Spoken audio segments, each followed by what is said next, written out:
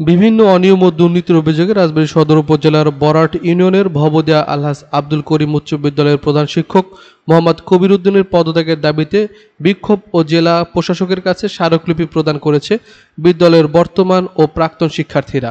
এর আগে ভবদিয়া আলহাজ আব্দুল করিম উচ্চ বিদ্যালয় থেকে শহীদ বীর মুক্তিযোদ্ধা শহীদ খুশি রেলওয়ে মাঠে জমায়েত হন তারা। সেখানে প্রধান শিক্ষকের পদত্যাগের দাবিতে স্লোগানে মুখরিত করে তোলেন বিক্ষুব্ধরা। জেলা প্রশাসকের কাছে স্মারকলিপি প্রদানকালে বিদ্যালয়ের প্রাক্তন শিক্ষার্থী তাইফুর রহমান তুষার সহ বিদ্যালয়ের অন্যান্য শিক্ষার্থী উপস্থিত ছিলেন। বিষয়টি গুরুত্বের সাথে দেখা হবে বলে আশ্বাস দিয়ে বিদ্যালয়ের পরিবেশ ভালো রাখা ও শিক্ষার্থীদের ক্লাসে ফিরে যাওয়ার অনুরোধ করেন জেলা প্রশাসক আবু কায়সার খান। স্কুলের অর্থাৎ শিক্ষা প্রতিষ্ঠানের পরিবেশটা তোমরা সুন্দর ঠিক আছে, বিষয়টা আমরা বিষয়টা দেখবো না, ঠিক আছে মানে স্যার অলরেডি কিন্তু উনি বিদ্যালয়ে অনুপস্থিত, সেক্ষেত্রে কিন্তু উনি হঠাৎ করে বিদ্যালয়ে আসবেন, সেক্ষেত্রে কিন্তু একটা বিশৃঙ্খলা হতে পারে।